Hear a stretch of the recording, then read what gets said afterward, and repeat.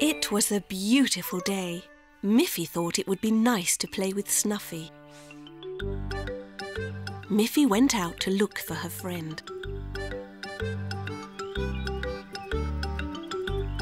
She called her name. Snuffy! Snuffy! Where are you? She looked in front of the house. She looked at the back of the house. She looked behind the tree. But Snuffy was not there. She called her name louder and louder. Snuffy! Snuffy! Where are you? Then suddenly, from behind the hill, she saw something moving. Yes, it was Snuffy. Oh, I'm so glad that you heard me, said Miffy. I thought I couldn't find you, but now you're here and we can play together. Would you like that? Snuffy wagged her tail and flapped her ears. Of course she wanted to play with Miffy. You must be hungry and thirsty, said Miffy. First I will get you something to eat and drink. Miffy went into the house and came back with a bowl of biscuits and a bowl of water, one in each hand. Snuffy was so impatient, she jumped up and down and made Miffy drop the bowl of biscuits. They rolled all over the ground. Now, Snuffy, said Miffy, you must learn to be patient. Now all of your biscuits have spilt onto the floor. No, Snuffy, said Miffy. You mustn't eat biscuits from the ground. Miffy was not really angry with Snuffy, but she wanted her to learn a lesson. Snuffy looked very sad. Don't be sad, Snuffy, said Miffy. There are still some more biscuits in the kitchen. Now, sit quietly and wait while I bring them.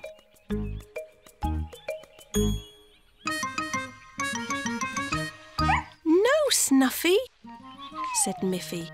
You must learn to be patient. Now, sit there and wait. Snuffy decided to follow Miffy into the house.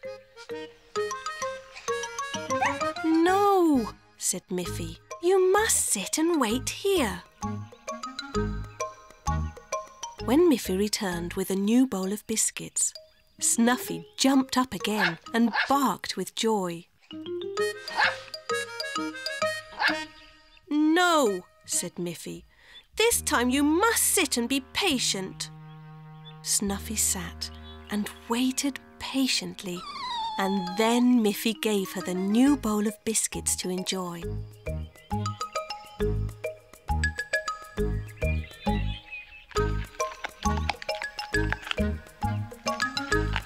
After that, Snuffy had a nice drink of water, and she and Miffy played happily together for the rest of the afternoon.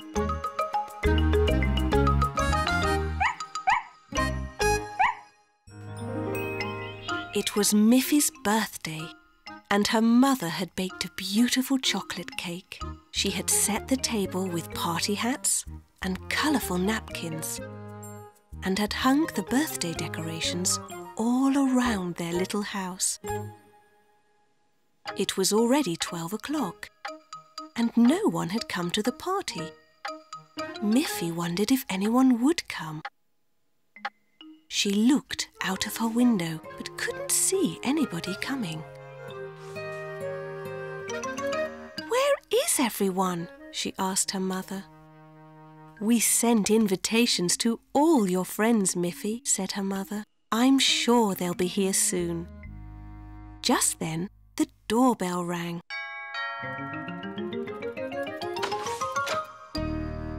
there was Miffy's friend Aggie. She was carrying a beautifully wrapped present for Miffy.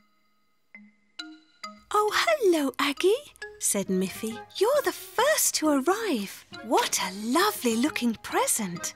I wonder what it is." "You must wait until everyone is here, Miffy," said Aggie, "and then you can open all your presents."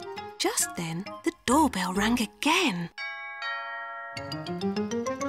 There were all the rest of Miffy's friends. There was Poppy Pig, Grunty, Boris Bear, and Barbara. They were all carrying mysterious presents.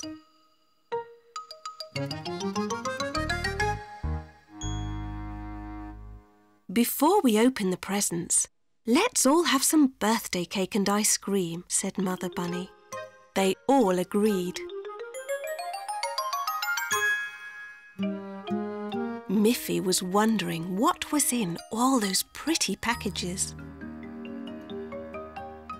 As soon as they had finished the sweets, the cake and the ice cream, Aggie said, "Now you can open my present first." Miffy quickly opened her present.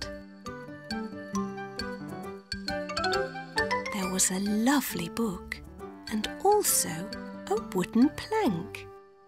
"This is a beautiful book," said Miffy. "But what is the plank for?" "You'll see, Miffy," said Aggie. Poppy Pig said, "Now you can open the presents from Grunty and me." Miffy was surprised to find 2 more books and 2 more wooden planks. Barbara's present was also a book and 2 planks. "This is really funny," said Miffy. "I can read the books, but what can I do with these planks?" "Well, you'll just have to open the present from me," said Boris Bear, "and then you will see." The present from Boris was only an envelope, but when Miffy opened it, she understood the joke. Inside was a drawing of a bookshelf. "We'll all help you put it together."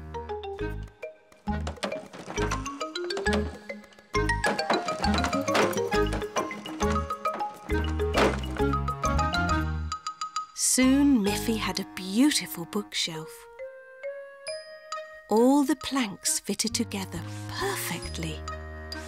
"It's just what I needed," said Miffy happily. "Now I have more space for all my books and toys. Thank you all for the wonderful surprise." Miffy's Auntie Alice was a dancer when she was young. She still loved to dance, and she decided to give dancing lessons to Miffy and her friends. On Saturday morning, Miffy, Winnie, Melanie and Aggie went to Auntie Alice's house on the hill for their dancing lessons. First, of course, Auntie Alice gave them each some of her delicious biscuits and cocoa.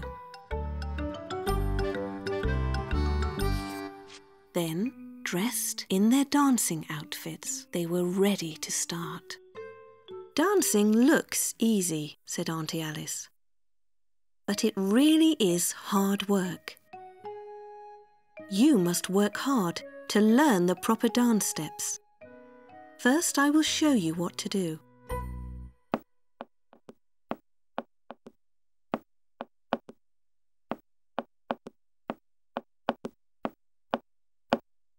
Now, you girls try it together.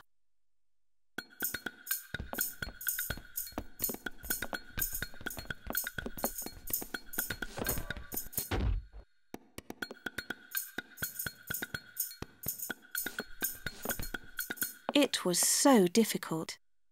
But when Auntie Alice played the rhythm on the piano, they finally got it right.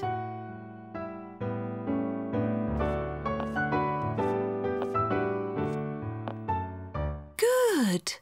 Now I'll show you how to twirl round without losing your balance.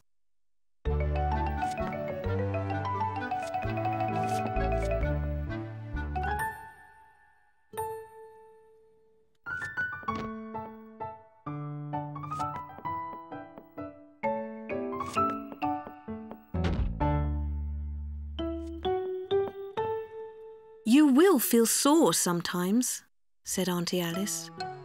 But when you become real dancers, you will feel happy. Every Saturday, up and down and round they went. They jumped and turned and posed, always keeping in time with the piano. It was hard work, but it was great fun. Miffy tried to move and stand gracefully. It made her feel good about herself. She wondered if Boris Bear could be a dancer, and she asked Auntie Alice, "Is dancing only for girls?" "Goodness me," said Auntie Alice. "Dancing is for everyone. Some of the greatest dancers are boys. Dancing gives them strength and good balance." "I should ask Boris and Barbara Bear to join our dancing class," said Miffy. "Yes," said Auntie Alice. "If we have a larger group, you can perform dances for your parents. They will enjoy seeing how good you have become." The girl bunnies all worked very hard.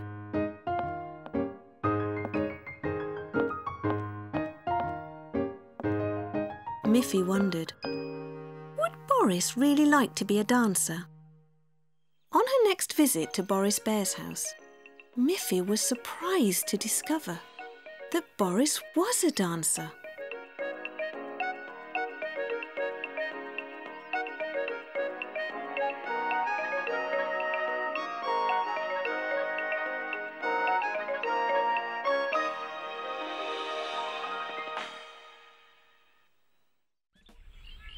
One morning, Miffy received a postcard from her good friend Boris Bear. Boris lived in a wooden house he had built all by himself. It was right in the middle of the forest. The postcard showed a beautiful picture of his house. On the other side, Boris wrote, "Dear Miffy, please come and visit me. I would like you to help me pick blueberries. The forest is full of blueberries at this time of year." Miffy thought that would be a fun thing to do. So she asked Mother Bunny if she could visit Boris and pick some blueberries. "Yes, but you must be very careful. Stay on the forest path so you won't get lost." "Oh, don't worry, Mother. I know the way." Her mother said, "I'll pack a basket of sandwiches so you and Boris can have a nice picnic to go with the blueberries you pick." "Be careful," Miffy's mother said again as she waved goodbye to Miffy. Miffy walked into the forest.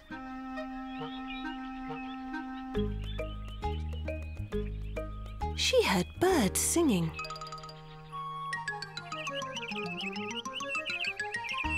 She smelt lovely flowers.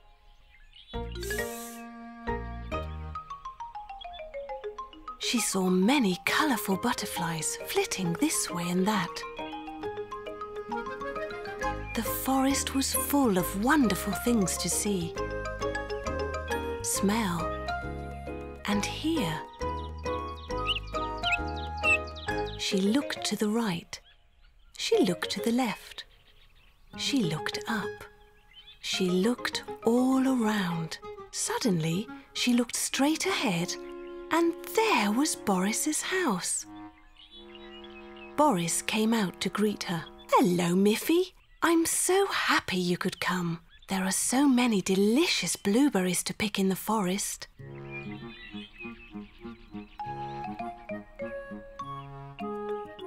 They picked and picked.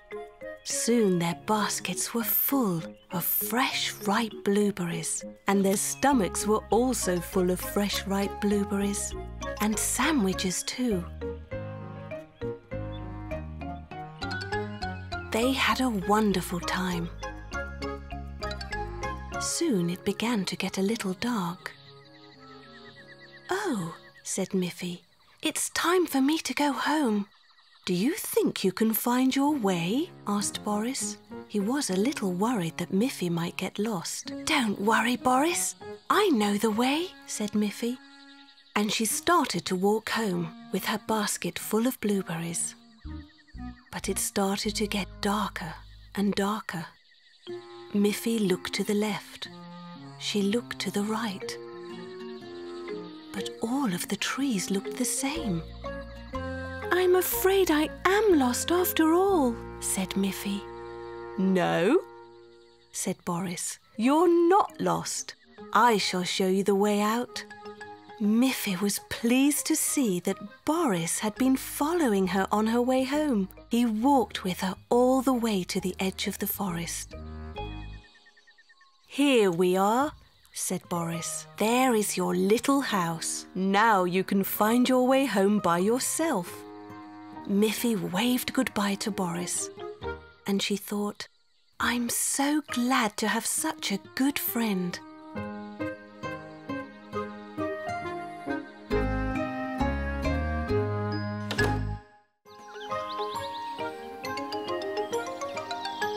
One morning, when the sun came up, Miffy woke up feeling very hungry. "I would love to have some nice fresh carrots for breakfast," she said. She looked in the kitchen. There were no carrots there. She looked in the cupboard. There were no carrots there. She looked on the table, and there were no carrots there either. "Oh dear," said Miffy. "When you have a taste for carrots, nothing else will do." Miffy felt very hungry. Just then, the doorbell rang. Miffy opened the door, and there stood her friend, Poppy Pig. "Come in, Poppy," said Miffy. "I would like to offer you some breakfast, but I don't have any carrots."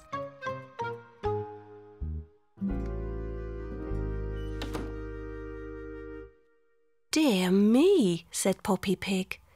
"Did you look everywhere?" "Yes," answered Miffy. "I looked in the kitchen. I looked in the cupboard. I looked on the table. But," said Poppy, "did you look in the cooking pot on the stove?" "Oh no," said Miffy. "I forgot to look in the pot."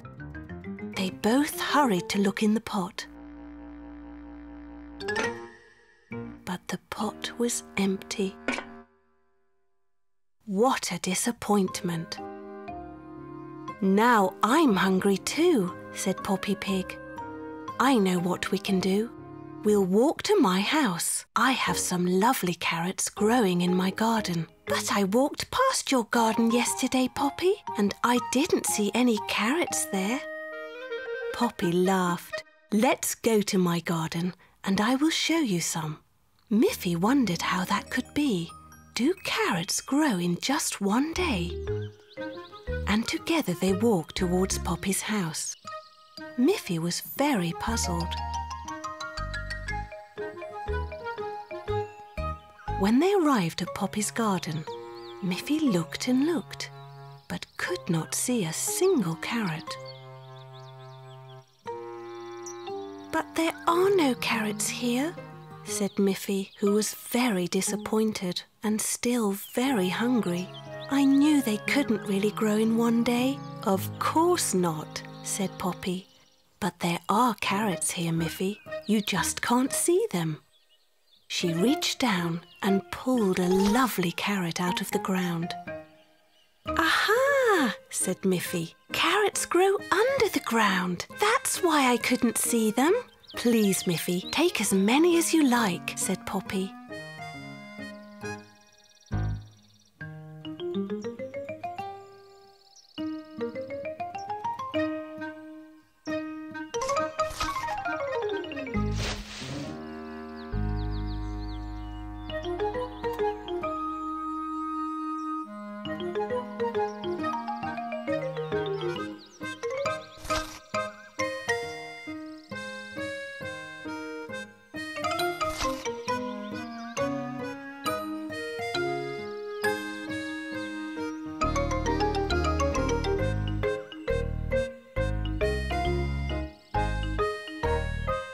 When they had finished, Miffy and Poppy walked back to Miffy's house, looking forward to a nice carrot breakfast. Miffy was looking out of her window on a stormy day. The wind was blowing, leaves were flying through the air and falling on the ground.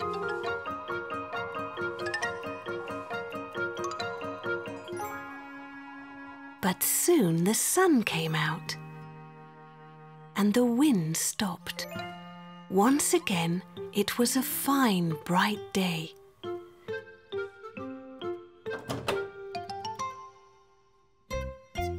Miffy took a ball and went out to play.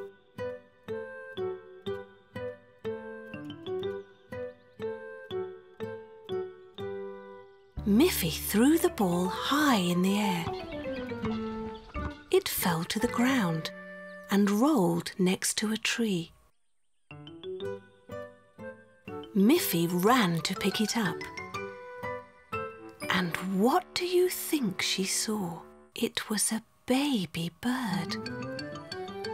The storm had blown it out of its nest, and it was too young to fly. "Oh dear," said Miffy. "This poor little baby bird needs help, but what should I do?" Miffy took the bird into her house and showed it to her mother. "How can I help this poor baby bird? I think the storm blew it out of its nest. It must be hurt." Mother Bunny looked at the baby bird.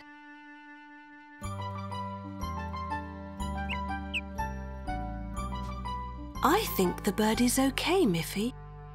"Oh, that's wonderful, Mother. Can I keep it? I will wash it and feed it and make a nice little bed for it." But Miffy's mother said, "I don't think a house is the right place for this little bird. It needs its own mother. She must be looking for her baby." They looked outside and saw the mother bird flying all round the tree, looking for the baby bird. "We must put the little bird back into its nest in the tree. It's too small to fly up there all by itself." So they put the bird out onto the grass and went to get a ladder. The little bird went and made a little hop. Then it went and made 2 hops. It opened its little wings and tried to flap them. Then it went and flapped its little wings again. Miffy and her mother came back with the ladder and set it up against the tree, and just then the little bird went. It flapped its little wings faster and faster and started to fly. It flew round and round, up and up, and right into its nest, all by itself. "The little bird is back in its nest," said Miffy. "Look! Its mother is flying home, and her baby is safe and sound." Miffy and her mother carried the ladder back inside. And Mother Bird was happy to have her baby home again.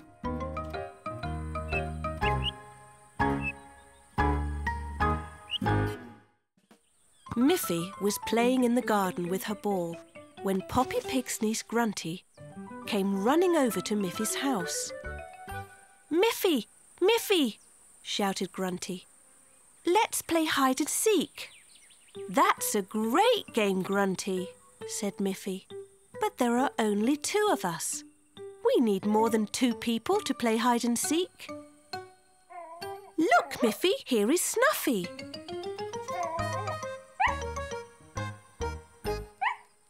"Let's go and get Boris and Barbara Bear. Then there will be 4 of us. and Snuffy will be able to watch us play hide and seek. They all went off to the forest. Soon they arrived at Boris and Barbara Bear's beautiful wooden house. Hello, Boris. Hello, Barbara. After you finish your work, would you like to play hide and seek with us? Yes, said Boris. We would love to play hide and seek with you. We have finished cutting the logs now, so we can play. Let's start. Who will be the seeker? No, Snuffy, said Miffy. That wouldn't be fair. You could sniff around and find us too easily. You can have fun just watching us play. I'll be the first seeker, and everyone else can hide. Miffy turned her back and slowly began counting to 10. 1, 2, 3, 4, 5, 6, 7, 8, 9, 10. Miffy opened her eyes and shouted, "Here I come! Ready or not!" Miffy began to search the forest. Meanwhile, Snuffy ran up to a tree and began to bark. Boris came out from behind the tree. "That's not fair, Snuffy. Miffy is supposed to find us." Then Barbara and Grunty came out from behind the trees where they were hiding. "Now we have to start all over again," they said. "Yes," said Miffy. "You're not supposed to be the seeker, Snuffy. You're not supposed to bark. You must stay quiet and let me look for everyone who is hiding." Once more, Miffy turned her back and closed her eyes, while Boris, Barbara and Grunty all ran off to hide. This time, Snuffy was very quiet. "Here I come, ready or not!" shouted Miffy. She began to look behind every tree. "I see you, Boris." "I see you, Grunty." Wherever she looked, Miffy could not find Barbara. Where was she? "I'm worried that Barbara may be lost," said Miffy. "I've looked behind every tree. Now you can bark, Snuffy. Help us find Barbara." Snuffy ran straight to one tree and began to bark loudly. But Barbara wasn't there. Snuffy carried on barking. They all looked up. Sure enough, there was Barbara on a branch way up in the tree. "What a great place to hide," said Miffy. "Without Snuffy, I would never have found you."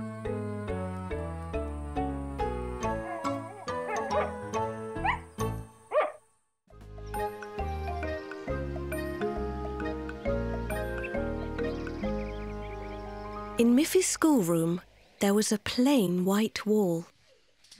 Miffy raised her hand and asked her teacher, "Wouldn't it be nice if we could decorate the wall with some pretty paintings?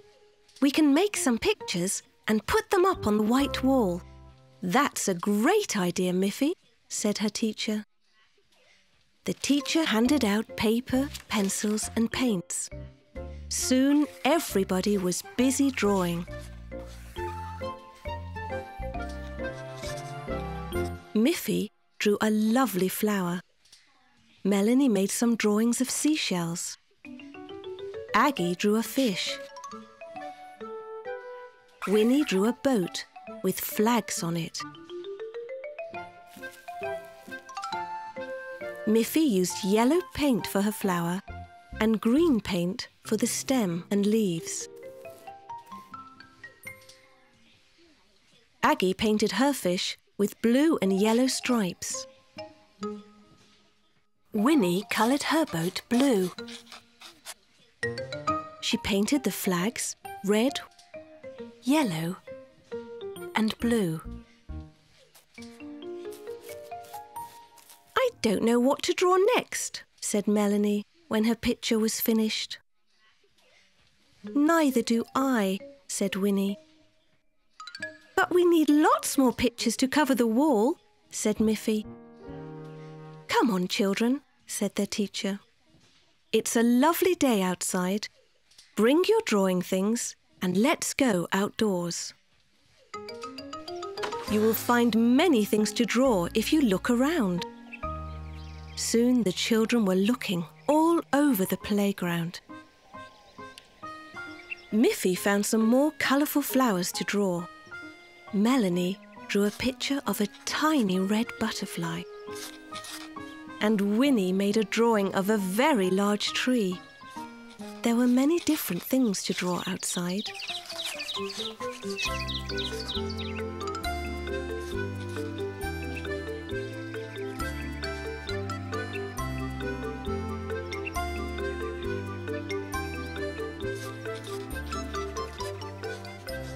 At the end of the afternoon, the children had made lots of different drawings.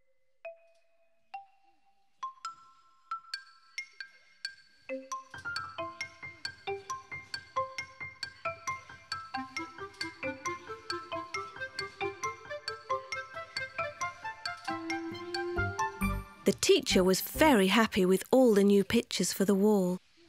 But would they all fit? We must be careful to put all of the paintings close together, so that there will be enough room for all of them, she said.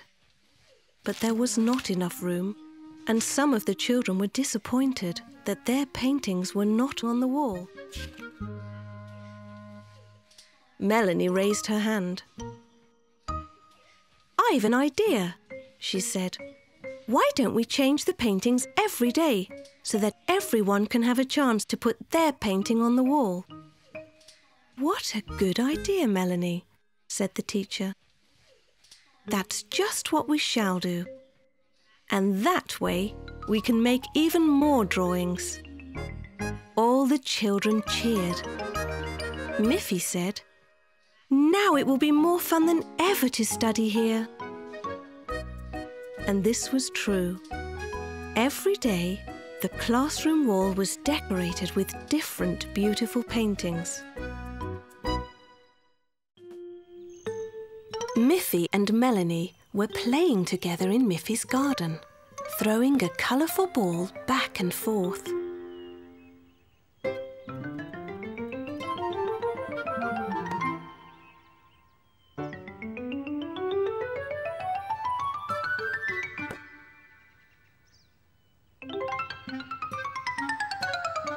Melanie threw the ball high into the air, and Miffy couldn't see where the ball landed.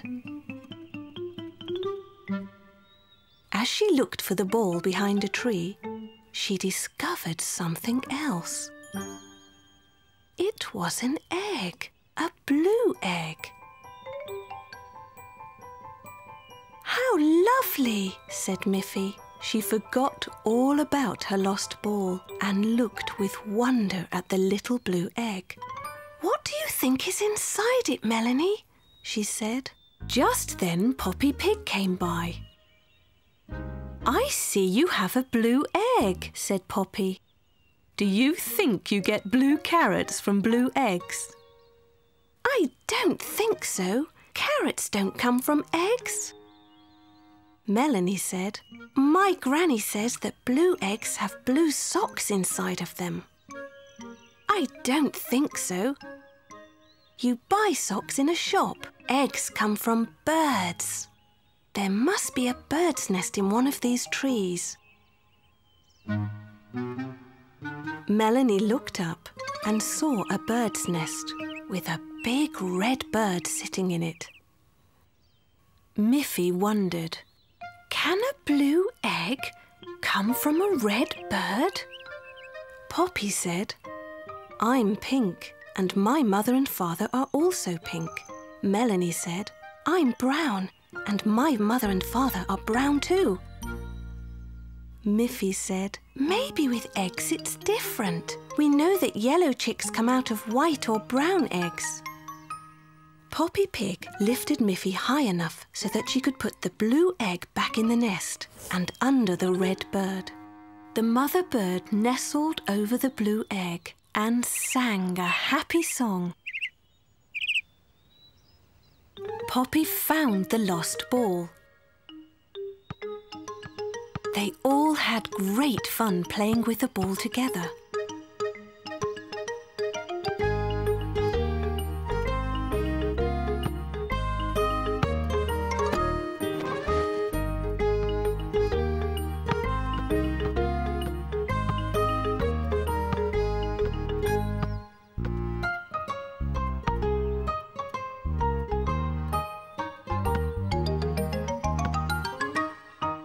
They laughed a lot. Suddenly, their laughter was joined by another sound. It was the cheeping of a baby bird. There it was, a tiny red bird in the nest. Miffy realised that a colour on the outside doesn't tell you what's inside. I knew all the time that carrots don't come from eggs, Miffy, said Poppy Pig. I was just making a joke about the blue carrots.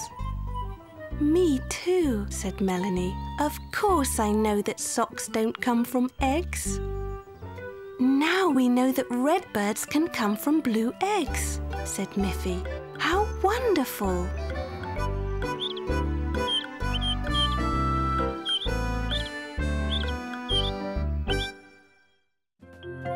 Miffy loved to play in the snow.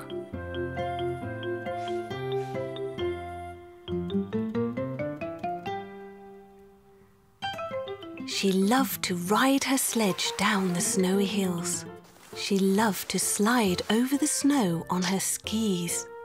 She loved to lie in the snow and move her arms to make snow angels.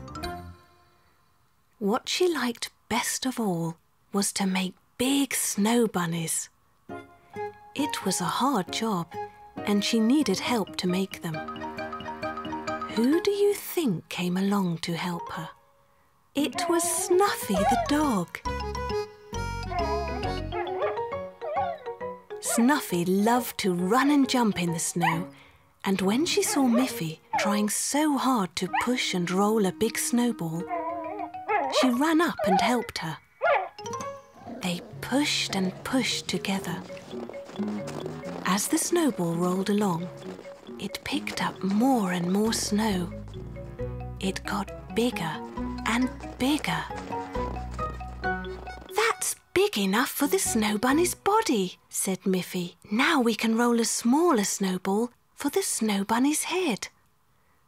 Miffy made a little snowball with her hands. Snuffy was able to push it along with her nose. But when it got bigger, Miffy joined in the pushing until it was big enough to be the snow bunny's head. Now we must put it on top of the big snowball, said Miffy. No matter how they tried, they could not lift the heavy snowball. Just then, Miffy's friend Boris Bear arrived. "Hello, Miffy," said Boris. "What are you doing?" "We're trying to make a giant snow bunny," said Miffy, "but its head is too heavy and we can't lift it." "I have an idea, Miffy," said Boris. "I was taking these planks to my workshop, but we can use them to make a ramp to the top of the big snowball." Boris placed the planks against the snow bunny's body. The planks made a perfect ramp right to the top of it. Now they could roll the smaller snowball up the ramp. It was still hard work, but it was not so hard as lifting it would be.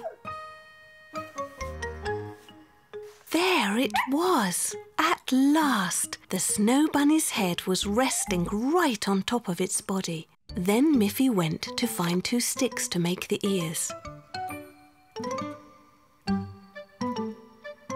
She stuck the 2 sticks into the top of the head. They don't look like bunny's ears, said Miffy. She had an idea. She packed snow firmly around one stick. She packed more snow around the other stick. 2 perfect bunny ears. Snuffy ran off over the snow and returned with 2 rubber balls she often played with. Miffy laughed. She pushed the balls into the snow bunny's head. Now he has eyes, said Miffy. He can see what a wonderful job we did. It was all with your help, Snuffy and Boris. You're such clever friends. Finally, Miffy added a carrot to make the snow bunny's nose. Now the snow bunny was complete.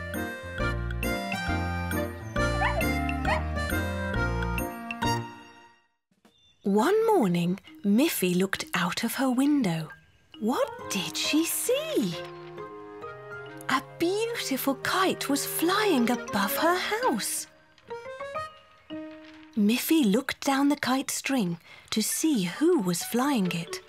Far away, at the other end, Miffy could see Poppy Pig's niece, Grunty. She seemed to be having a lot of fun. Miffy climbed onto her scooter and rode as fast as she could to Poppy Pig's house. Good morning, Grunty. Where did you get that beautiful kite? I would like to have one too. It would be such fun. Boris Bear made it for me as a birthday present. Boris is so clever. He can make almost anything. Would you like to hold the string, Miffy, so you can see what fun it is to make the kite fly? Miffy took hold of the string and flew the kite. She had so much fun that she could hardly wait to have a kite of her own. Thank you, Grunty, said Miffy. I will go and ask Boris if he will make me a kite. Off Miffy went, riding her scooter through the forest as fast as she could. When Miffy got to Boris Bear's house, she asked him if he would make her a kite. Yes, Miffy. I'm happy to make you a kite, but as it's not your birthday, you must help me. But I don't know how to make a kite. Don't worry, Miffy. I'll show you how. We'll build the kite together, step by step. Firstly, Boris took 2 thin pieces of wood, one long and one short. He placed the short piece across the long piece and then held them while Miffy tied them together with a piece of string. Then Boris tied a longer piece of string all around the 4 ends of the wooden pieces. The frame of the kite was ready. Boris took a piece of bright red paper, cut in the shape of the frame. Now we must fold the paper over the cords and glue it, so that it will stay fastened onto the frame. Then the kite must also have a tail. Miffy took some strips of coloured cloth and tied them along another cord. She attached it to the bottom of the kite. It looked beautiful. Now we only have to attach a long piece of string. Then we can go out and fly the kite. Miffy held the string tightly and Boris held up the kite so that it could catch the wind. The kite went up and up. It danced in the sky. It was beautiful. Suddenly, it dived downward, straight into a tree. Miffy pulled and pulled on the cord, but the kite was stuck. How shall we get the kite out of the tree? Said Miffy. She was very sad. Boris was already climbing the tree. He freed the kite and let it fall to the ground. The forest is not a good place to fly a kite, Miffy. There are too many trees. I'll take the kite to my house, said Miffy. There are not as many trees there. Thank you so much, Boris, for this beautiful kite. Miffy took the kite home on her scooter. She had such a wonderful time flying her new kite. There were 2 lovely kites in the air. One belonged to Grunty and one belonged to Miffy. One afternoon, Miffy and Melanie were playing in Miffy's garden. "I will pretend to be a princess," said Miffy, "and you can pretend to be the Queen, Melanie." "That will be fun," said Melanie. It was good fun. Princess Miffy and the good Queen Melanie had a lovely afternoon.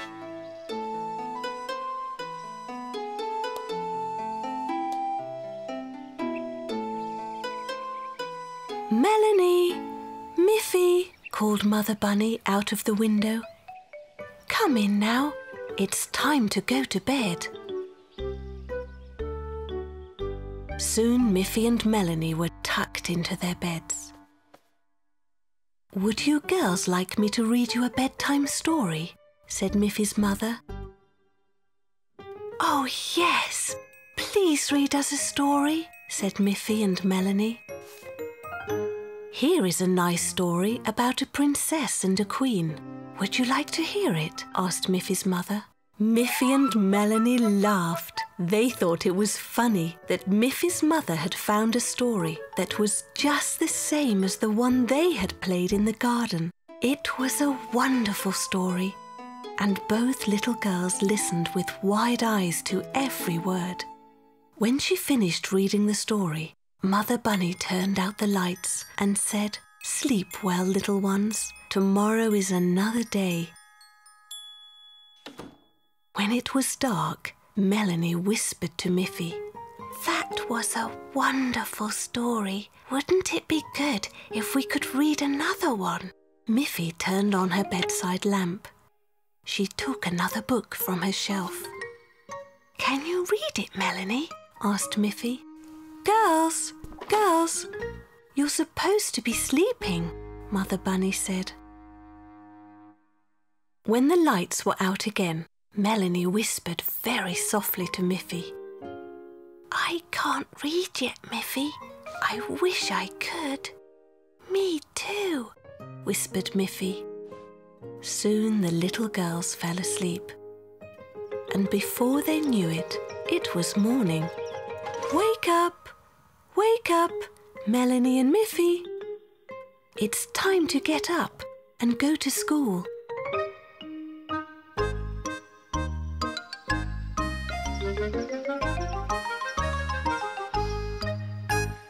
At school, the teacher asked the class, "Do you like stories, children? Would you like to be able to read them yourselves?" Miffy and Melanie looked at each other. "That's just what we would like," whispered Miffy to Melanie. All that day, the children began to learn how to read letters and words. It was very exciting. At the end of the afternoon, the teacher said, "I have a nice storybook here. Who would like to read a few words from it?" Miffy and Melanie looked at each other again. They were so surprised to see that it was the very same book Miffy's mother had read to them. Both girls raised their hands. The teacher picked Miffy and handed her the book. Miffy started to read. "Once upon a time, there was a lovely princess." The teacher was surprised that Miffy read so well. "You've learnt to read very quickly, Miffy," she said. "I know this story by heart." One day, when it was too rainy to go outside, Miffy's mother said, "This is a good day to paint your room, Miffy. It hasn't been painted in a very long time." "What a good idea," said Miffy. "Can I help?" "Yes," said Father Bunny. "But first we must take everything out of your room." Miffy said, "I have lots of pictures on the wall. I have my cupboard and my bed and my shelf." Can't we just paint around them? That won't do at all, said Miffy's mother. We must take everything out of the room so we can paint the walls evenly. Very well, said Miffy. I will help. First, I will take all of my pictures off the wall.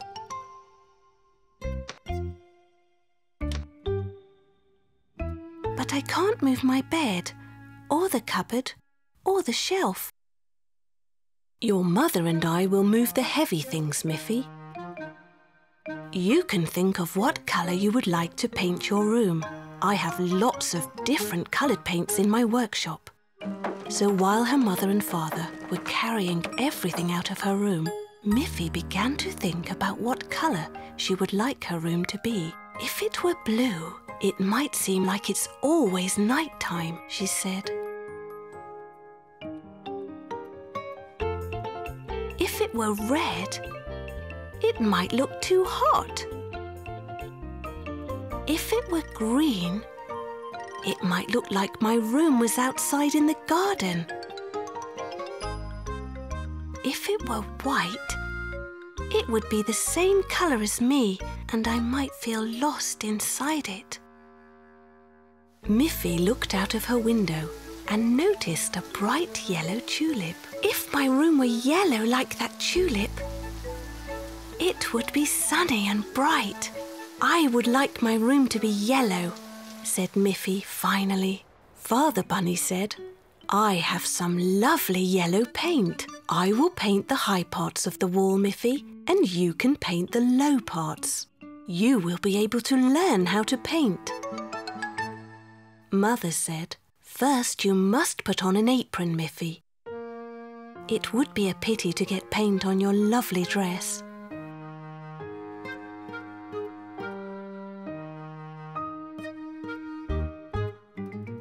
So Miffy put on an apron, and her father very carefully mixed the bright yellow paint. He took a big brush and he gave Miffy a small brush.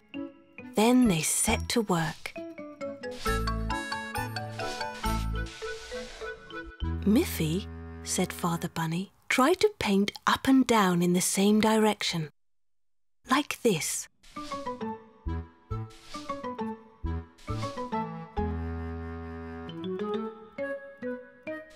Miffy learnt very quickly.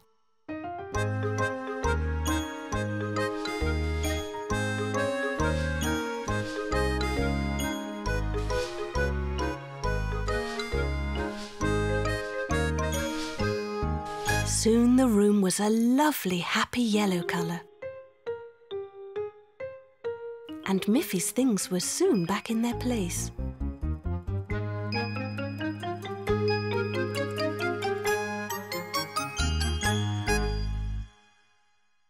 Miffy felt happy too. Her room felt fresh, bright and clean. It's a nice feeling, she said, to have a freshly painted room, and that I helped to do it. Boris and Barbara were thinking about Miffy's birthday. What can we make for her? Asked Barbara. Well, said Boris, spring will soon be here, and I know that Miffy enjoys seeing the baby birds every year. What if I make her a special birdhouse that she can watch each day? Oh, that's a splendid idea, Boris, said Barbara. It should be painted brightly to attract a mother bird.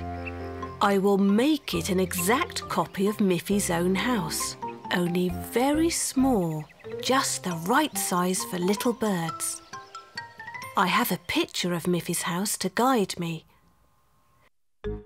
Boris selected some of his best wooden planks, some pieces that would make the walls, a strong piece of wood for the floor, and 2 sturdy pieces for the roof. First he drew a plan that showed the right sizes of wood and how they would all be fitted and nailed together. Then Boris measured a piece of wood with his special ruler and used a pencil to mark where the plank should be cut.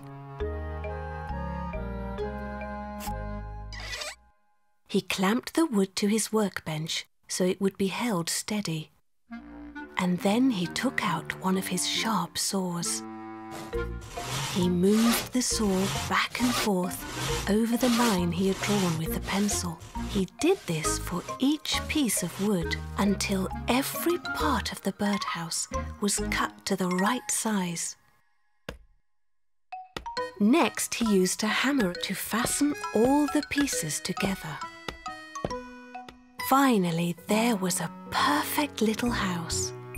I will use my drill to make a little hole in the house, just big enough for the mother bird to get in and out. She will collect twigs and grass to make a cosy nest inside. Now it's ready for you to paint it, Barbara, said Boris. Barbara Bear had lots of jars of bright paint and a brush for each colour.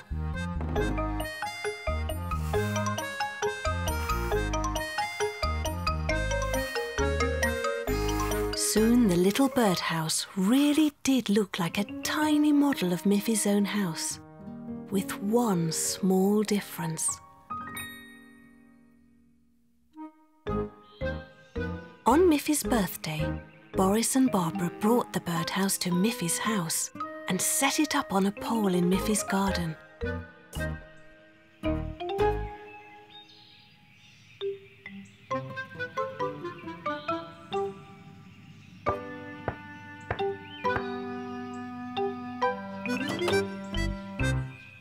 Happy birthday, Miffy, said Boris and Barbara.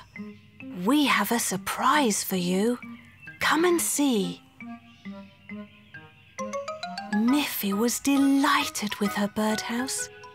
It looks just like my house, said Miffy. But there's something different. Instead of a door, it has only that little hole in the front. That's a door for birds, said Boris. It's not a bunny door. They all laughed. Oh, how wonderful to have such clever friends, said Miffy. You have made me happy, and your present will also make a mother bird very happy.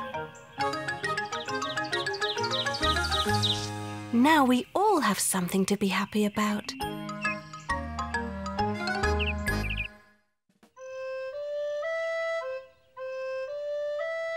Miffy loved music, and she was learning to play the recorder.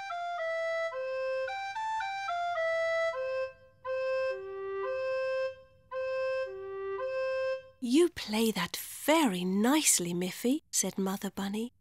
But that tune needs more players. Miffy said, Yes, I can invite my friend Aggie. She can play the accordion. Yes, said Mother Bunny, and Poppy Pig plays the double bass beautifully. I will call her on the telephone and invite her to join us.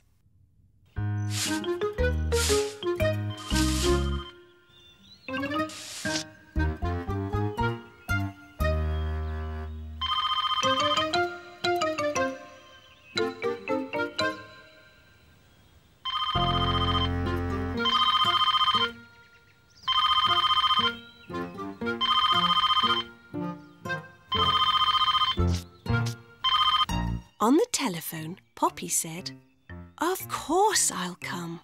I like to play music. Can I bring my little niece, Grunty? She's staying with me this week. She plays the piano.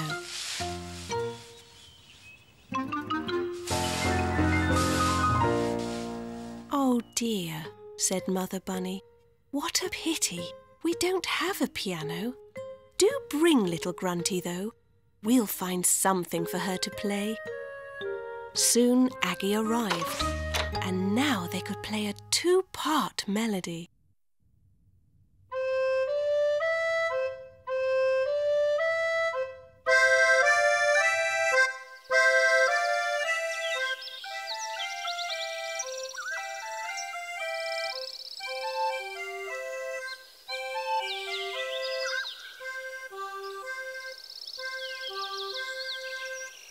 It took a long time for Poppy Pig to carry her big double bass up the hill to Miffy's house.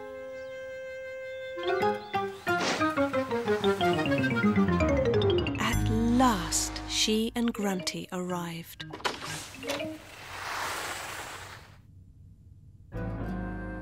Then Miffy, Aggie and Poppy began to play a 3-part melody.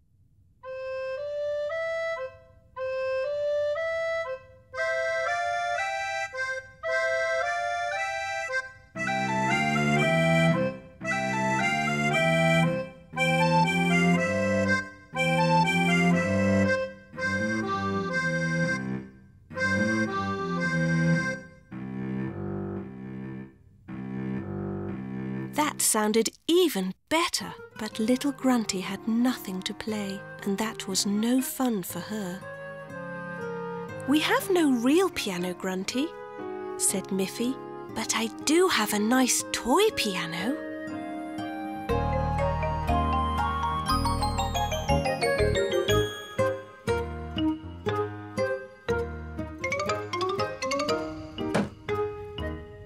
"I'm sure you can make it sound wonderful."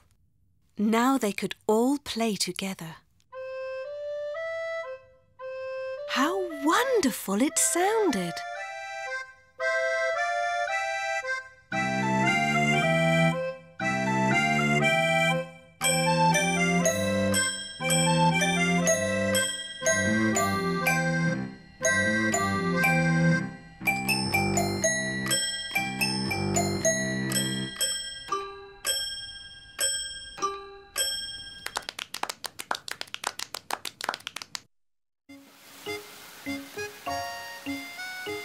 It was a rainy day. "What should I do today?" said Miffy. "I can't go out in the rain to play with my friends." "Well, you can help me do the dishes," said Mother Bunny. So Miffy dried the dishes. Then she swept the floor.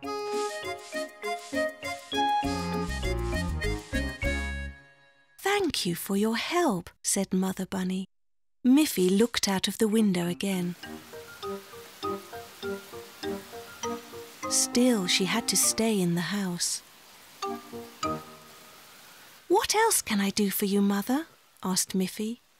"You've helped me enough," said Mother Bunny. "Why don't you take your crayons and draw some nice pictures?"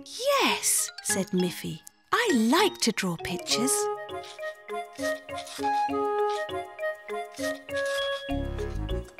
So Miffy drew a picture of her back garden with a blue sky and the sun shining brightly. But when Miffy looked out of her window to her back garden, the sky was not blue and the sun was not shining.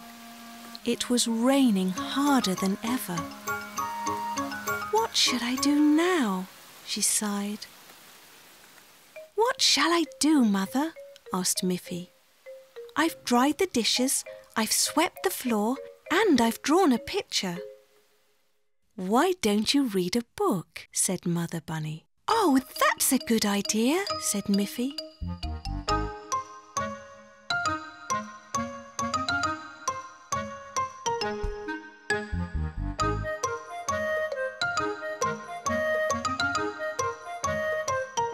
Miffy read a nice story about a sunny day at the beach. She looked out of her window again and saw that it was still raining hard. Her mother said, "Miffy, if you listen to some nice music, it will make you feel happy."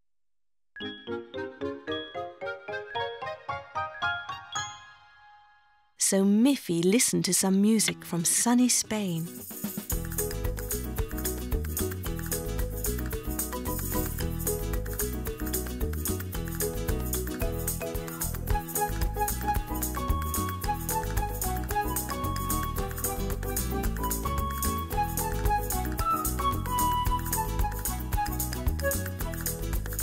But outside her little house, it began to look like the North Pole.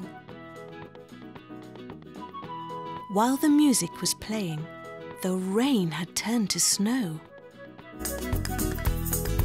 Mother Bunny called, "Miffy, Miffy! Look outside! It's so beautiful!" How strange, Miffy thought. It has been raining all day and Mother says it's beautiful. Miffy looked through the window. What did she see? Everything was covered with soft white snow. The sky was blue again. How wonderful! Miffy took a warm coat and a scarf. She dressed herself and ran outside, where she could play with her friends at last.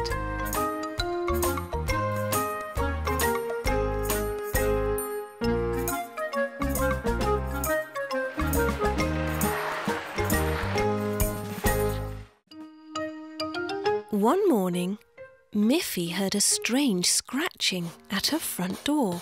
What could that be? She wondered. She opened the door and there was a friendly little brown dog. The little dog wagged its tail happily. "What's your name, little dog?" asked Miffy. But the dog only went. Miffy laughed and said, "I think your name is Snuffy.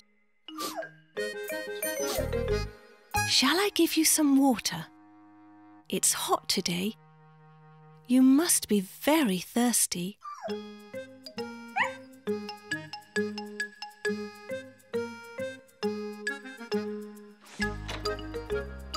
Miffy went into the kitchen.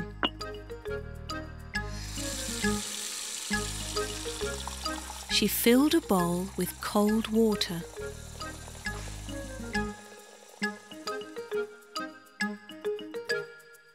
Snuffy happily drank the water. Miffy asked her, "Would you like to play with me in our garden?"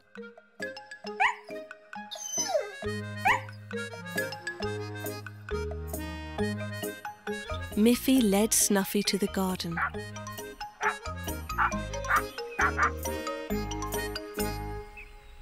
"Show me what you can do. Can you sit?" Snuffy sat. "Can you sit up and beg?" Snuffy sat up. "Can you roll over?" Snuffy rolled over. "What else can you do?"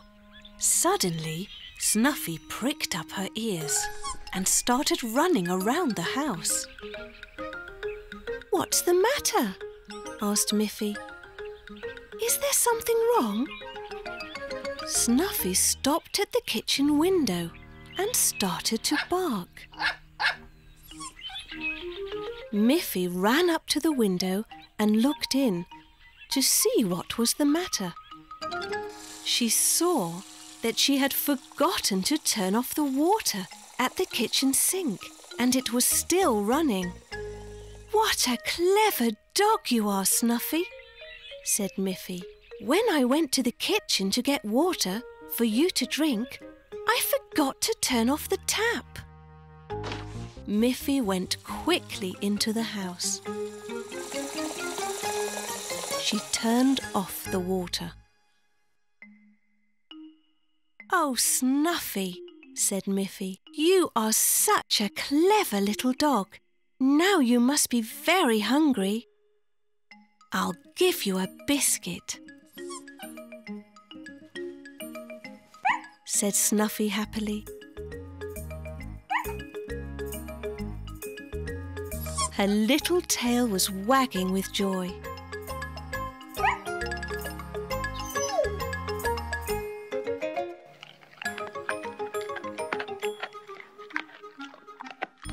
"It was so nice that you came to visit me. You can come to see me any time you like."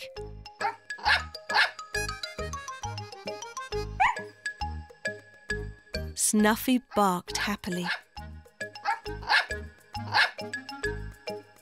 which meant, yes, I will.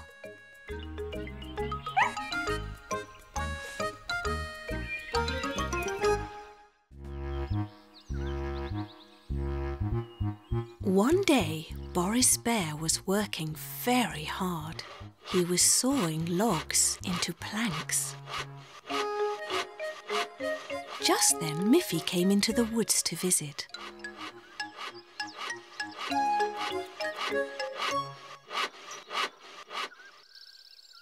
"What are you doing, Boris?" asked Miffy. "I'm sawing these logs into planks," said Boris. "What do you do with the planks?" asked Miffy. "I can make lots of things with these wooden planks, Miffy. Let me show you."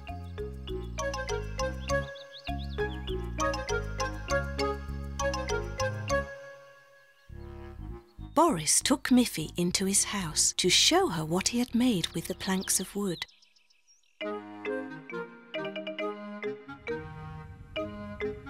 "I made this table with my planks. I made this bench with my planks. I even made these walls with my planks. I can make almost anything with wooden planks. Come and see." He took Miffy to his workbench. "I'll make something special for you, and while I'm working on it, you can try to guess what it is." Boris put 2 planks side by side on his workbench. "Is it going to be a table?" asked Miffy. "No," said Boris, "it's not going to be a table." Then he put 2 more planks at the ends. "Oh," said Miffy, "is it going to be a bench when you turn it over?" "No," said Boris, "it won't be a bench." Then he put 2 more planks by the sides. "I know," said Miffy. "Is it going to be a box when you put the top on it?" "No," said Boris. "It doesn't have a top and it won't be a box." Then Boris pounded in nails all around to hold it together.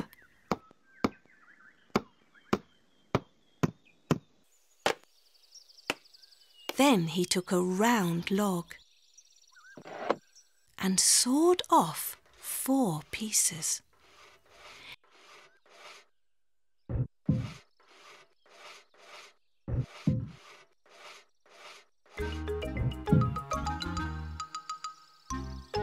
He put the 4 round pieces of wood on the sides. "Now you can see what it will be," said Boris. "I know," shouted Miffy happily. "It will be a little wagon." "You're right," said Boris. "It will be a little wooden wagon and it's nearly finished." Miffy jumped with joy when she saw it all finished. "What a lovely wagon," she said. "Thank you so much, Boris." "Step into your new wagon, Miffy," said Boris, "and I will pull you home." Miffy carefully sat down in her wagon and rode home in great style.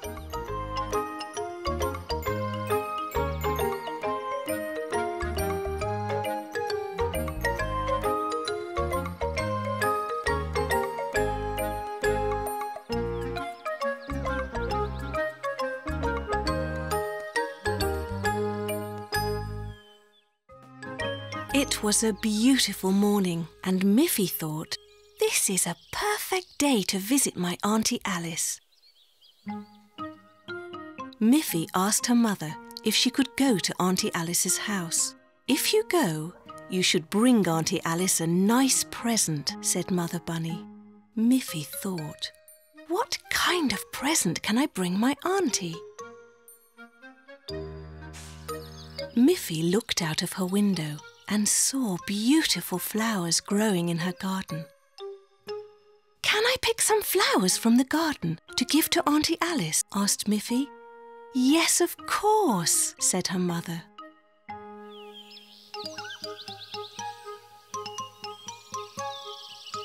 Miffy picked a lovely blue flower, then a yellow flower, and a red flower. "These flowers make a beautiful present," thought Miffy. "I'm sure Auntie Alice will be pleased with these."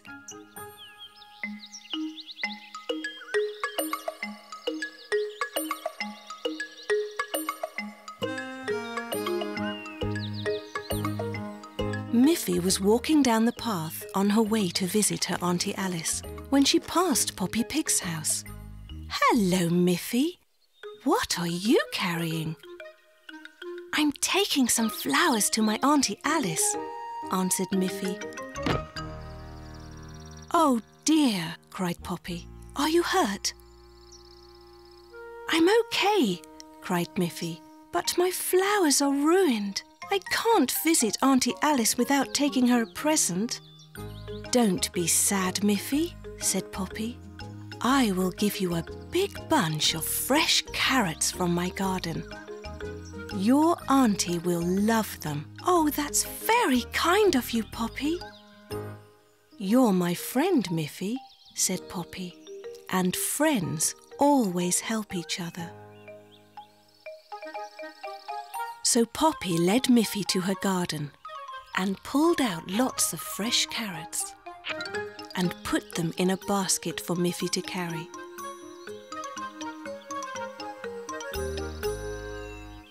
Miffy thanked Poppy Pig.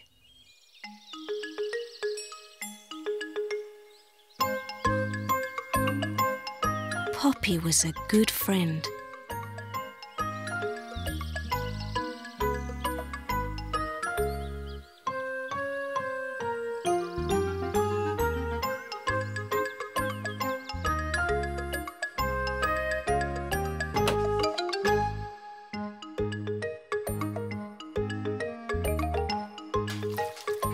When Miffy arrived at Auntie Alice's house, she gave her auntie the fresh carrots. Her aunt was very pleased. Miffy told Auntie Alice how Poppy had helped her.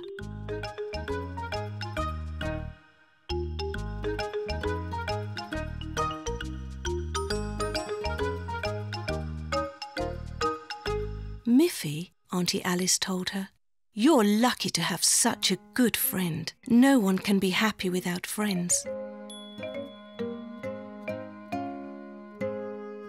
"No one can be happy without fresh biscuits either," said Auntie Alice as she put a plateful of warm biscuits before Miffy.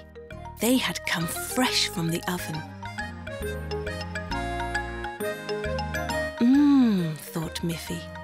"My auntie is a good friend too."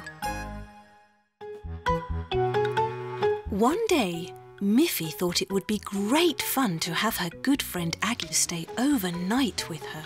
So she asked her mother, "Can I please invite Aggie to stay with me tonight?" "That would be very nice," said Miffy's mother. "I will phone Aggie's mother to ask if that is okay." That afternoon the doorbell rang, and there stood Aggie with her little suitcase. "I've brought a little present for Miffy," said Aggie. "It's a drawing I made myself." Miffy was so pleased with Aggie's drawing that she went straight to her room and hung it on the wall. "It's beautiful," said Miffy. Aggie began to unpack her suitcase. She had brought her nightdress, her toothbrush, a little picture book, and of course her own little teddy bear. "What a surprise!" said Miffy. "It's almost the same as my teddy bear. Look!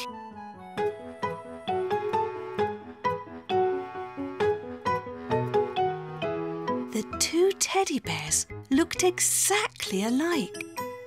Just then, Mother Bunny called them for dinner. And of course, their teddy bears were hungry too. Be careful you don't mix them up, children. Your teddy bears look almost the same. They are even the same colour. But I know which is mine, said Miffy. And I know which is mine, said Aggie. Good, said Mother Bunny. Mother served them a nice dinner. There were carrots, leeks, and 4 delicious tomatoes. It smelt so good that the little bunny girls ate every bit. After dinner, it was bedtime. Sleep well, said Mother Bunny, so that tomorrow you won't be too tired to play. Miffy was feeling sleepy, but Aggie was not. I can hear strange noises, she said. That's the wind blowing through the trees, said Miffy. That's normal. It's so dark in here, said Aggie. I can open the door a little, said Miffy.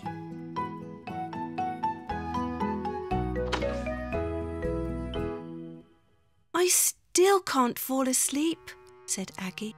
So Miffy turned on her little bedside light and saw that Aggie was holding Miffy's teddy bear instead of her own.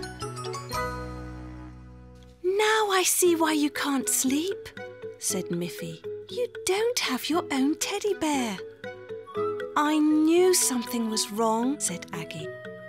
Our teddy bears look the same, but each has its own special smell. Of course, said Miffy. My bear smells like me.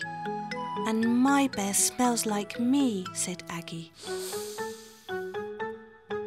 That's how we know which one is our own, said Miffy. So when each little bunny girl had her own teddy bear, each with its own special smell, they both fell asleep.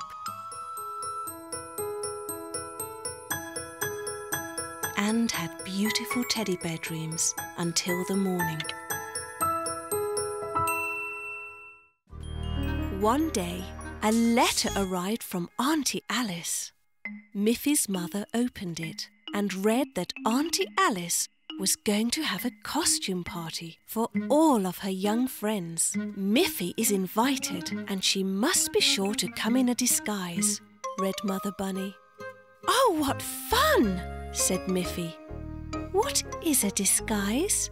It means you have to wear a mask, so you will look like someone else, said Miffy's mother. Now, who could you pretend to be? In the meantime, Poppy Pig got an invitation.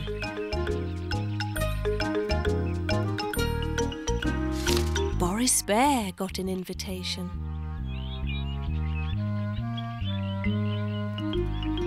Barbara Bear also got one. Even Snuffy was invited. Auntie Alice had asked all of them to her costume party.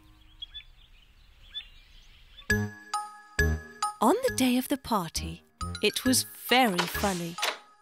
Auntie Alice couldn't be sure who was coming through her front door. Miffy arrived wearing a Poppy Pig mask. Poppy Pig arrived wearing a Barbara Bear mask. Barbara Bear arrived disguised as Auntie Alice. Auntie Alice herself was disguised as Boris Bear. Boris Bear arrived wearing a Snuffy mask. And Snuffy arrived wearing a Miffy mask. What wonderful disguises we all have, said Auntie Alice. Now, before we have some ice cream and cake, we must try to guess who everyone really is. Whoever guesses all the right names will win a special prize. They all looked at each other very carefully. Who is behind this mask? Who could this be? Who is this? And who is this? The disguises were so perfect that no one could guess. Then they all shouted at once to Auntie Alice. "We know who you are! You are really Auntie Alice. We can tell by your white apron." Then they all took off their masks.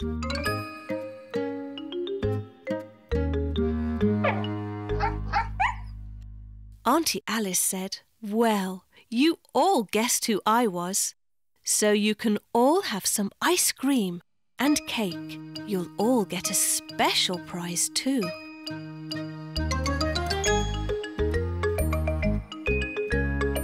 They all enjoyed their ice cream and cake.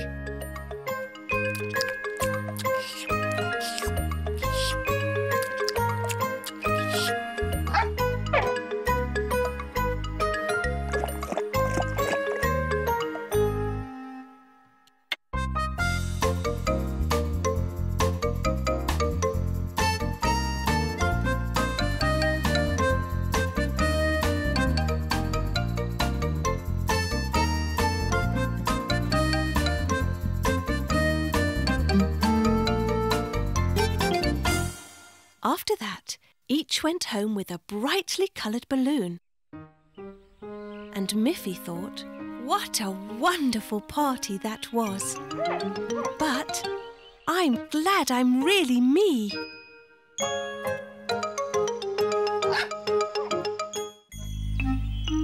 Miffy was about to go on a great new adventure. "Goodbye, Mother," said Miffy, as she set off for a camping trip with her forest friends Boris and Barbara Bear. They knew all the best places in the woods, but this time they decided to camp high on the hillside meadow behind Miffy's house. They had to climb up and up, and their backpacks were very heavy. But Miffy was a strong little bunny, and she was able to keep up with Boris and Barbara. At the top of the hill, the countryside looked so beautiful.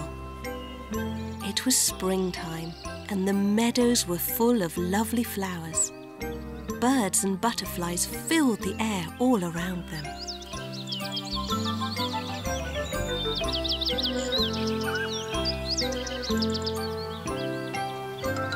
"Shall we make our camp here?" asked Miffy. "I think it will be too windy on the top of the hill," said Boris. "If we go a little bit down into the valley, we will be protected from the wind." So they went down into the valley.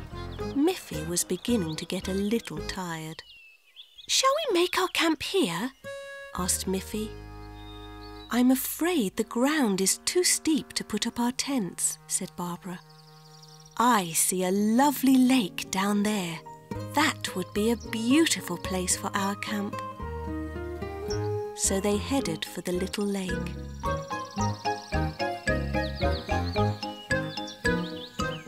"We shall make our camp here," shouted Miffy happily. It was indeed a beautiful place, and Miffy was now quite tired. "We shall put up our tents," said Boris. "And you can rest, Miffy," said Barbara. "I won't rest while you work," said Miffy. "I will go to the lake and get some water." "I'll come with you," said Barbara. Miffy tasted the cool water. It was delicious. Miffy told Boris and Barbara that if they would make a fire, she would cook some delicious carrot soup, for her mother had put some fresh carrots in her backpack. Boris said, "That's a good idea. I brought some firewood in my backpack." And Barbara said, "I brought a pan and some bowls and spoons in my backpack." Soon it began to grow dark. They all enjoyed the delicious carrot soup by the light of the campfire. After dinner, they were all very sleepy.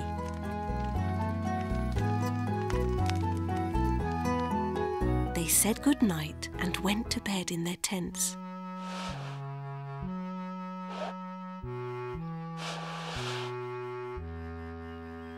The sound of birds and the first rays of the morning sun awakened them. Good morning. Good morning, Barbara, called Miffy. Morning, said Boris sleepily. They packed up their tents and carefully cleaned the camp fireplace. They drank some fresh water and happily made their way home over the lovely hills.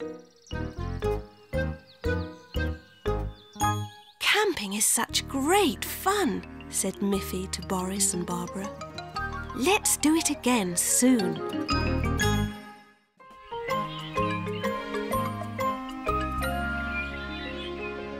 Miffy has a special calendar in her room. It has a mark for each of her family and friends' birthdays. She doesn't want to forget a single one. There is a mark for Boris Bear's birthday and for Barbara Bear's birthday.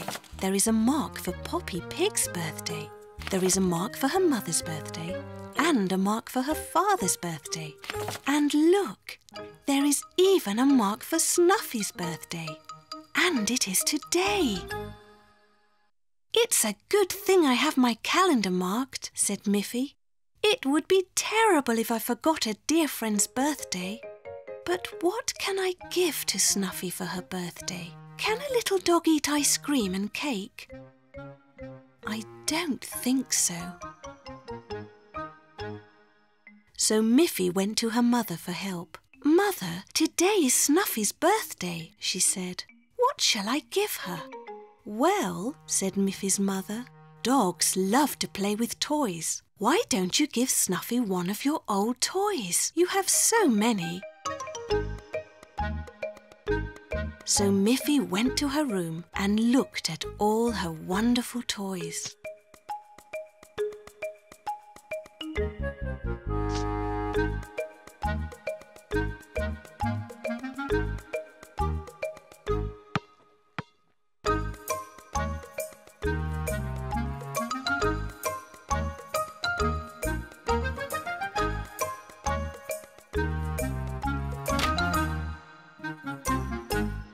Miffy thought, I love all of my nice toys, but I also love Snuffy.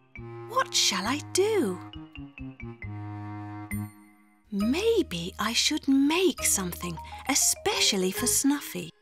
She went to her mother and asked, What can I make for Snuffy? I have a pretty bowl, said Mother Bunny. You can paint Snuffy's picture on it and it will be a wonderful bowl for her water. Mother Bunny looked under the kitchen sink and there it was. What a good idea, said Miffy. I will use my paint box to make it beautiful and I will paint Snuffy's picture on it.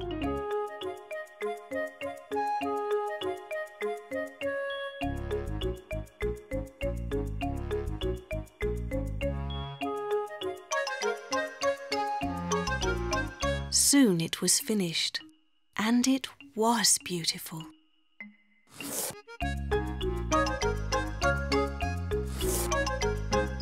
Miffy ran outside and called, Snuffy, Snuffy, Snuffy, happy birthday, happy birthday. Come and get your present, she shouted.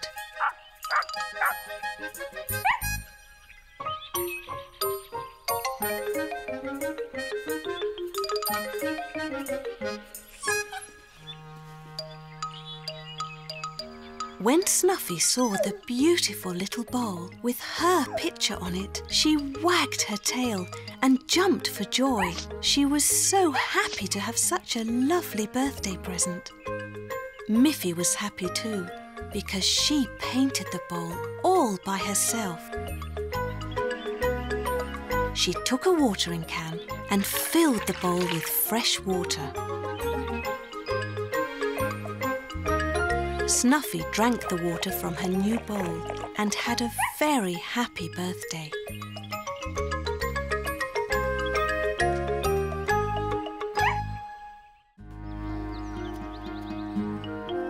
Miffy, Miffy, called Mother Bunny.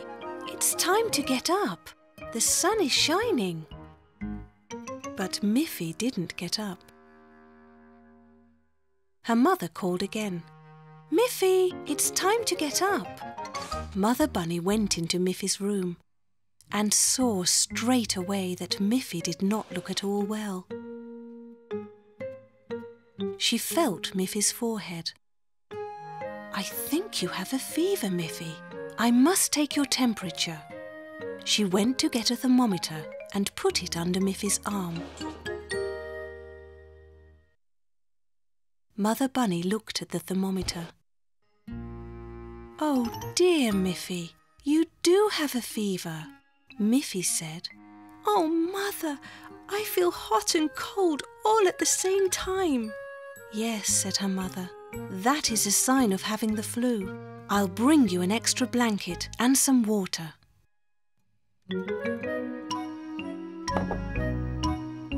When you have the flu, you must drink a lot.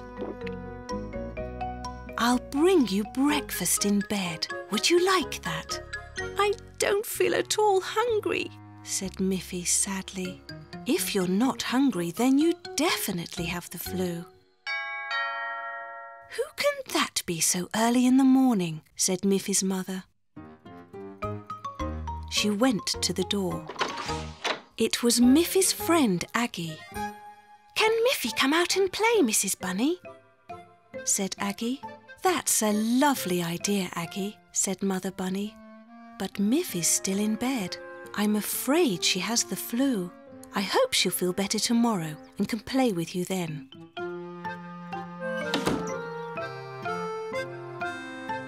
An hour later, the doorbell rang again.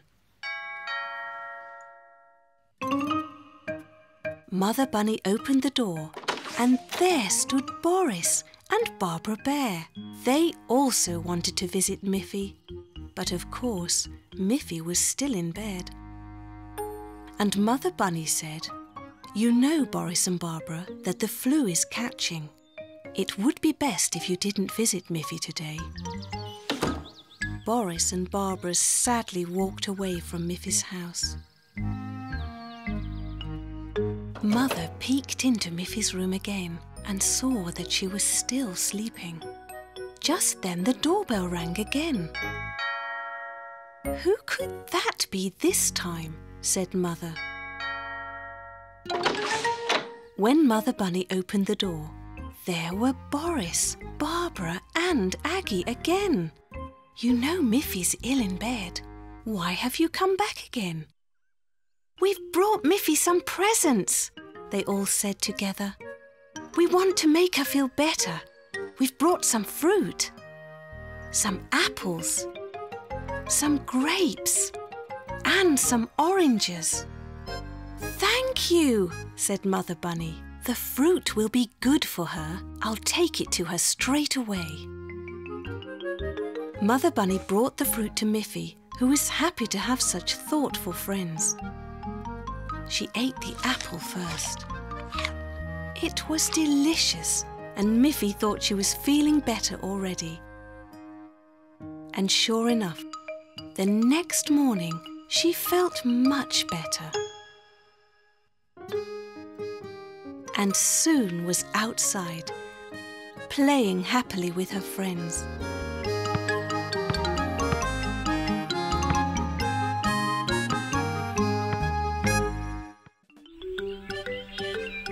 One day, Miffy came home from school.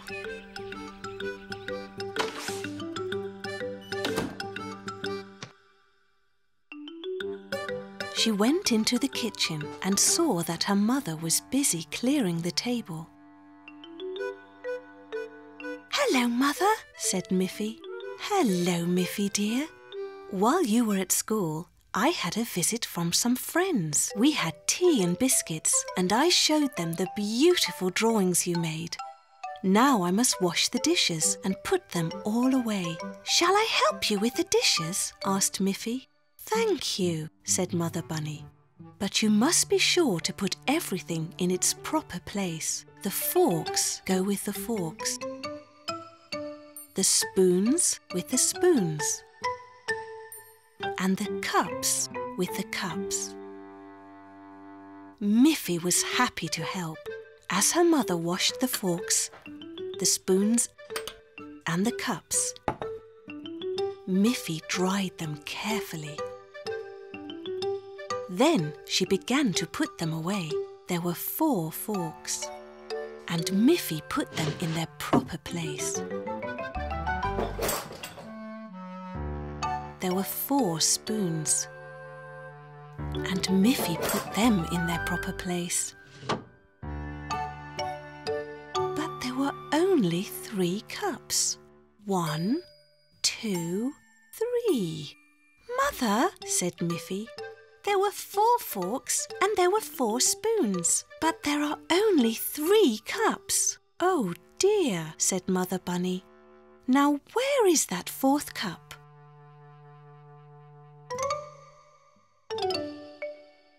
It's not in the sink.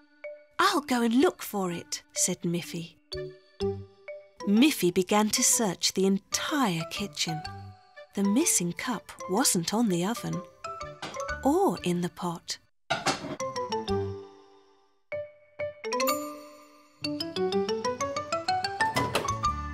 It wasn't in the cupboard.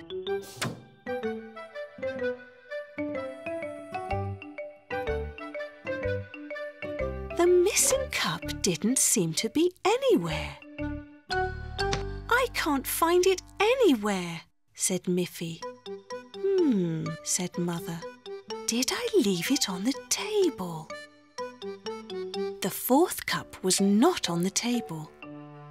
But look, Mother, said Miffy.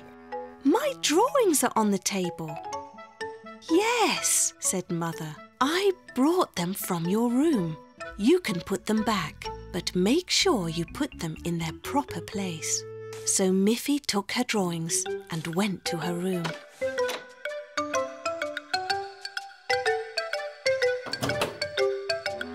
She put her drawings on the shelf where she kept all of her things.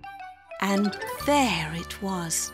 The missing cup was on Miffy's shelf. Mother, Mother, shouted Miffy. I found the cup. Oh, silly me, said Mother Bunny. When I went into your room to get your drawings, I had a cup of tea in my hand. I must have put it down on your shelf. Now we have 4 cups again. Thanks to you, Miffy.